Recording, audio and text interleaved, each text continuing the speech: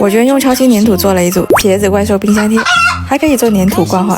上周做的蔬菜系列，你们都说很喜欢茄子，我今天决定再做一组，立志把这个冰箱门填满。思路打开，先把木框说成胡桃木色，算是刷到我心趴上了。以茄子为原型，我还设计了6块不同颜色大小的茄子，粘土充分拉伸，塑形的时候才会光滑。在背后抠一个洞，像这样，然后用缅甸胶粘吸铁石，像这种斑斑点点就简单了。把粘土搓圆，然后用亚克力板在上面压扁，注意不要抠，有点厚度才好看。头发就随意吧，任由它在风中凌乱。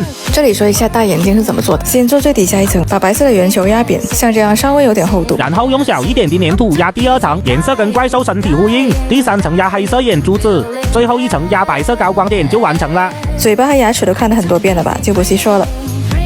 最后刷色粉，用这种化妆小刷子，千万不要沾水，给边缘上色。这也太细腻了吧！我不太喜欢这种脏兮兮的复古效果，光有我就不涂了。做手工的时候不小心弄脏地毯，幸好清洁起来不难。刷到这个羊毛地毯，真的长在我心趴上，还是原创的大鼓励毯面，分析很小，不容易藏灰，10毫米的厚度，冬天铺上脚感那叫一绝。毯边的收口也很精细，还是环保棉布底，不会偏移，直接坐地毯上也很舒服。启梦巴黎系列让我家的法式复古氛围拉满，粘土也干透了，放冰箱看一看。